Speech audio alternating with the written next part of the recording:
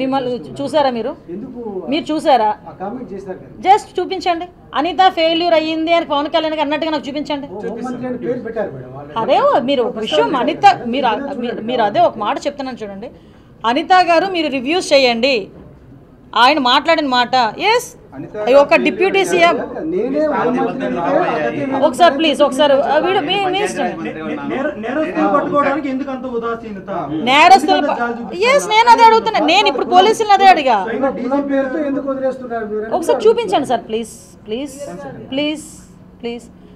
నేను ఫెయిల్యూర్ అయ్యానని ఆయన ఎక్కడైనా మాట్లాడితే చూపించండి ఒకసారి. పోనీ చూపించనండి. కొంచెం ఆరాటపడుతున్నారు. చూపించండి. నేను మొత్తం చూసాను.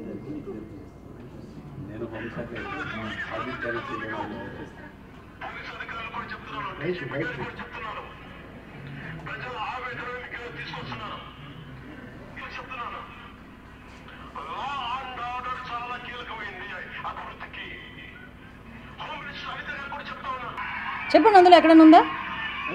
నేను ఓపెన్గా కూర్చుని ఇంత ఛాలెంజ్ చేసి మాట్లాడితే మీరేంటండి మాట్లాడతారు? ఎవరు కూడా అలా మాట్లాడరు. మీకు ఒక విషయం చెప్పిన ఆయన ఈరోజు ఆయన బాధ కొద్దీ ఎస్ ఆయన కట్ చేయండి ఒకసారి. ఆల్రెడీ మాట్లాడాను. ఆయన మీకు విషయం చెప్పిన పవన్ కళ్యాణ్ గారితో నేను ఈ విషయం గురించి నేను మాట్లాడడం కాదు సార్కి. ఇలా అసలు ఏ కాంటెస్ట్లో నేను ఒకటి అడిగాను సార్ని. ఒక కులం గురించి మాట్లాడారు. ఎస్ బాగా గుర్తు చేశారు. కులం గురించి మాట్లాడి ఈ కులం అయితే అరెస్ట్ చేయకుండా ఉంటారా అని ఒక పదం ఉపయోగించారు సార్ వాళ్ళ దగ్గర. సో నేనేంటంటే ఎక్కడైనా మిస్ అయ్యానా? నేను అందులో అసలు చాలా పాజిటివ్గా తీసుకున్నాను. సార్ తాలూకా ప్రెస్ మీట్ని నేను చాలా పాజిటివ్గా తీసుకున్నాను. ఎస్ ఈరోజు నాకు బాధ్యత ఉంది. నాకు విపరీతమైన పొజిషన్లో కూర్చున్నాను. నేను చేయాలి.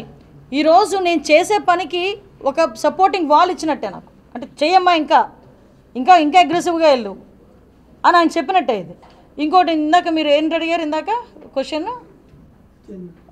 పవన్ కళ్యాణ్ గారు ఆ విషయం గురించి నేను మాట్లాడుతున్నప్పుడు అడగడానికనే నేను అడిగా. వాళ్ళ పిఎస్కి ఓఎస్డీకి ఫోన్ చేసి సార్ని అడగండి అంటే సరే లైన్లోకి వచ్చారు.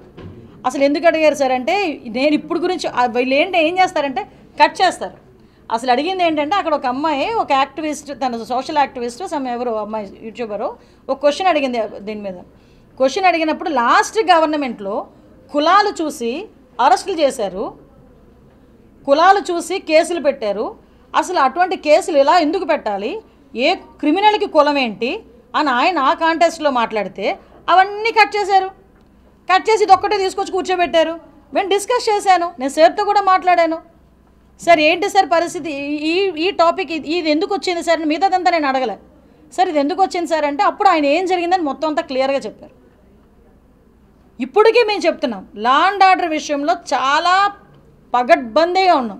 గౌరవ సీఎం గారు అయితే ఎంత సీరియస్గా ఉన్నారంటే ఎవడైనా రేపు పొద్దున్న నేరం చేయాలంటే భయపడాలి. ఆంధ్రప్రదేశ్లో నేరం చేయాలంటే భయపడడానికి ప్రత్యేకమైన చట్టాలను కూడా తీసుకొద్దాం. ఈ పదం గౌరవ సీఎం గారి నోటి నుంచి వచ్చింది. మాట్లాడతాడు ఏది పడుతుంది. రాజకీయం చేసేదానికి రెడీగా కూర్చుంటారు. మీరు రాజకీయాలు చేసేస్తే కూర్చోడానికి మేము మీకులాగా వదిలేయండి. చదువుకొని వచ్చిన ఒక రెస్పాన్సిబిలిటీ గల ఫ్యామిలీస్ నుంచి వచ్చాం. ఒక రెస్పాన్సిబిలిటీతో మేము ఉన్నాం కాబట్టి దయచేసి మా పని మేము చేసుకుంటాం. Okay thank you. సార్ నేను హోమ్ మినిస్టర్ అనుకుంటున్నారా?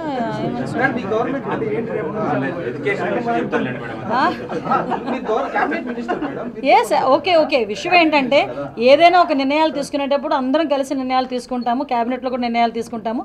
దాన్ని బట్టి ఫర్దర్గా మీకు ముందు ఏ నిర్ణయం తీసుకున్నా ముందు మీ ప్రసార్కే కదా వచ్చేది.